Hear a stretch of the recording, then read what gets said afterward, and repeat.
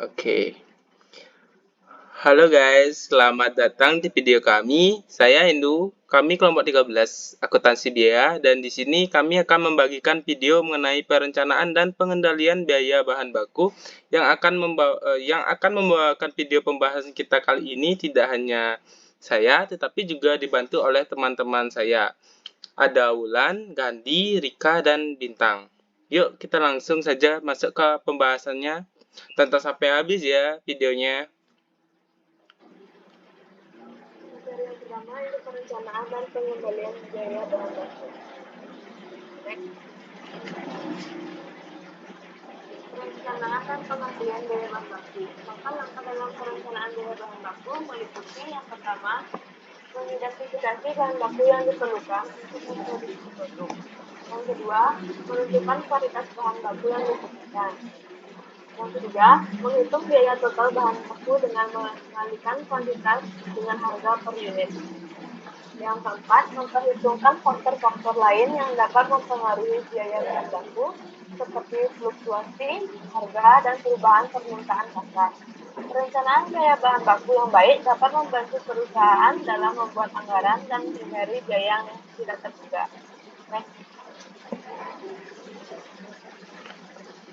Lalu selanjutnya adalah pengendalian biaya bahan baku.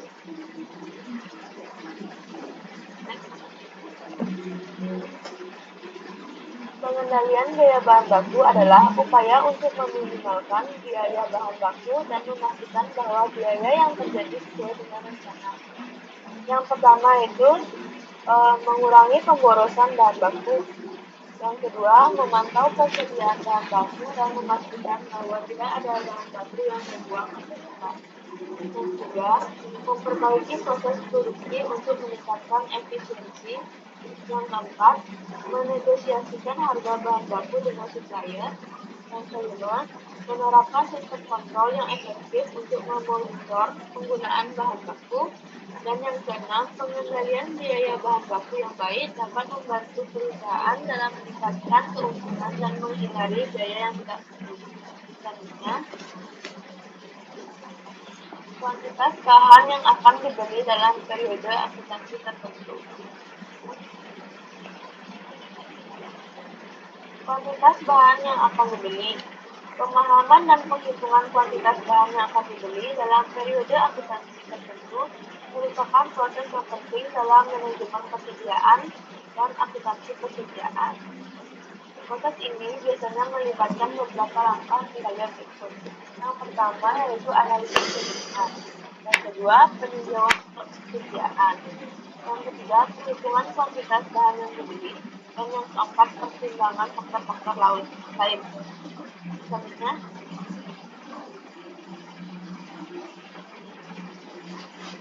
yaitu kuantitas bahan yang akan dibeli dalam setiap kali dilakukan pembelian.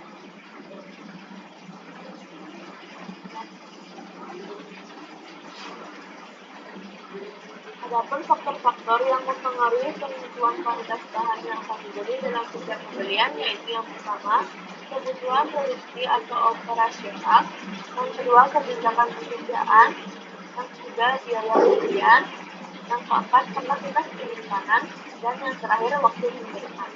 Selanjutnya akan dijelaskan oleh saya. Baik, saya akan menjelaskan tentang EOQ. Apa sih itu EOQ? EOQ atau Economic Order Quantity atau metode pemesanan periode adalah salah satu metode umum yang digunakan dalam menentukan kuantitas bahan yang akan dibeli dalam setiap pembelian. Metode EOQ mengoptimalkan biaya persediaan dengan menemukan titik keseimbangan antara biaya pembelian dan biaya penyimpanan. Nah, apa aja sih variabel yang perlu dipertimbangkan dalam metode EOQ? Nah, yang pertama itu ada permintaan tahunan. Maksudnya itu jumlah bahan yang diperlukan selama periode waktu tertentu biasanya dalam satuan tahun. Yang kedua, biaya pemesanan. Biaya yang terkait dengan pengolahan dan pemrosesan pesanan, seperti biaya administrasi, pemrosesan, dan pengiriman. Yang ketiga, biaya penyimpanan. Biaya yang terkait dengan penyimpanan persediaan seperti biaya penyewaan gudang, asuransi, penanganan, dan penurunan nilai barang. Yang keempat, lead time. Waktu yang dibutuhkan mulai dari pemesanan hingga bahan tersebut tiba di perusahaan. Yang kelima itu diskon pembelian. Diskon harga yang diberikan oleh pemasok ketika pembelian dilakukan dalam jumlah tertentu. Nah, rumus perhitungan ekonomi order quantity atau IOQ itu ada seperti ini. Nah, Q itu sama dengan unit IOQ, yang D permintaan dalam satuan atau biasanya berdasarkan yang S biaya pesanan atau per pesanan pembelian, yang H artinya itu biaya penyimpanan atau per unit per tahun. Nah, menghitung harga pokok bahan yang dibeli akan dijelaskan oleh teman saya. Oke, selanjutnya saya akan menjelaskan mengenai menghitung harga pokok bahan yang akan dibeli. Menentukan harga pokok bahan yang dibeli atau cost of good purchase, harga pokok pembelian persediaan lebih sering digunakan untuk menerjemahkan istilah cost of good purchase. Biaya pembelian persediaan meliputi harga pembelian, biaya masuk dan pajak yang tidak dapat direstitusi, biaya pengangkutan, biaya penanganan, dan biaya lainnya yang secara langsung dapat diatribusikan pada perolehan barang jadi, bahan, dan jasa. Terjemahan istilah dari cost of good purchase. Oke, selanjutnya adalah langkah-langkah dalam menghitung harga pokok bahan yang akan dibeli. Yang pertama, semua biaya yang terjadi untuk memperoleh bahan baku dan untuk menetapkannya dalam keadaan siap untuk diolah merupakan unsur harga pokok bahan baku yang dibeli. Kedua, harga pokok bahan baku tidak hanya berupa harga yang tercantum dalam faktur pembelian saja. Dan yang ketiga, harga pokok bahan baku terdiri dari harga beli, ditambah dengan biaya-biaya pembelian dan biaya-biaya yang dikeluarkan untuk menyiapkan bahan baku tersebut dalam keadaan siap untuk diolah. Baik, di sini saya akan menjelaskan tentang biaya angkut pembelian dan potongan pembelian. Yang pertama itu ada biaya angkut pembelian, yang dimana merujuk pada biaya yang timbul ketika melakukan pengiriman bahan yang dibeli dari pemasok ke perusahaan. Biaya angkut pembelian dapat meliputi biaya pengiriman, biaya asuransi, biaya penanganan, biaya cukai, dan biaya angkut pembelian ditanggung oleh perusahaan sebagian dari biaya pembelian keseluruhan. Nah, biaya ini itu dapat membeda-bedakan tergantung pada jarak pengiriman, metode transportasi yang digunakan, tingkat keamanan.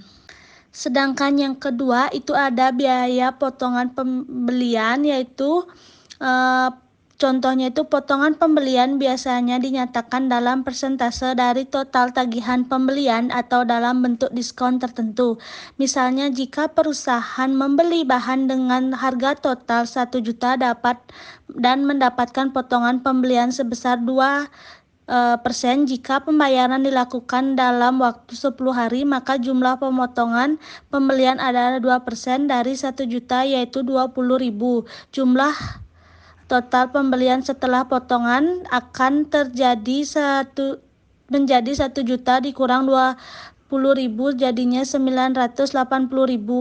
Sedangkan lalu potongan pembelian bisa memiliki dua jenis utama, yaitu potongan pembelian tunai atau cash discount atau potongan pembelian kuantitas atau quality discount.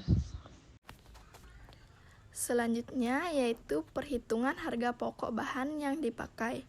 Yang pertama ada biaya pembelian bahan. Biaya pembelian bahan mencakup semua biaya yang terkait dengan memperoleh bahan yang digunakan dalam proses produksi. Nah, berikut adalah beberapa faktor yang harus diperhitungkan dalam perhitungan ini. Yang pertama ada harga pembelian, diskon pembelian, biaya pengiriman, dan biaya pajak. Yang kedua ada biaya-biaya tambahan yang terkait dengan bahan. Yang pertama, ada biaya penyimpanan. Biaya penyimpanan mencakup biaya yang terkait dengan menyimpan bahan dalam persediaan. Yang kedua, ada biaya pengolahan. Biaya pengolahan mencakup biaya yang terkait dengan mengolah bahan menjadi produk jadi. Yang ketiga, ada biaya pengambilan. Biaya pengambilan mencakup biaya yang terkait dengan pengambilan bahan dari persediaan untuk digunakan dalam proses produksi. Yang terakhir ada biaya pembuangan. Biaya pembuangan mencakup biaya yang terkait dengan membuang sisa atau limbah bahan yang tidak dapat digunakan dalam proses produksi. Next, selanjutnya ada metode yang akan dipilih dalam mempengaruhi perhitungan harga pokok bahan dan persediaan. Nah, berikut adalah beberapa metode umum yang digunakan. Yang pertama ada metode FIFO. Metode FIFO mengasumsikan bahwa bahan yang pertama kali masuk ke dalam persediaan juga yang pertama kali digunakan atau dijual. Dalam hal ini, harga pokok bahan dihitung berdasarkan harga pembelian terakhir. Metode ini cocok digunakan dalam situasi di mana perusahaan ingin mencerminkan biaya bahan yang paling aktual atau akurat dalam harga pokok. Yang kedua ada metode LIFO. Metode LIFO mengasumsikan bahwa bahan yang terakhir masuk ke dalam persediaan adalah yang pertama kali digunakan atau dijual. Dalam hal ini, harga pokok bahan dihitung berdasarkan harga pembelian paling awal. Metode ini cocok digunakan dalam situasi di mana perusahaan ingin mencerminkan biaya bahan yang lebih lama atau historis dalam harga pokok. Yang ketiga ada metode rata-rata berponderasi. Metode ini menghitung harga pokok bahan berdasarkan rata-rata harga pembelian.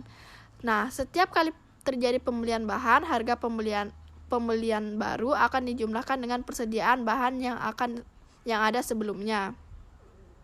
Harga pokok bahan kemudian dihitung dengan membagi total biaya bahan dengan jumlah unit yang tersedia. Next. Oke, terima kasih telah menonton video presentasi akuntansi biaya kami kali ini. Saya harap teman-teman mendapatkan pemahaman yang lebih baik tentang topik ini. Jika teman-teman memiliki saran ataupun pertanyaan lebih lanjut, mari kita diskusikan di komentar di bawah ya.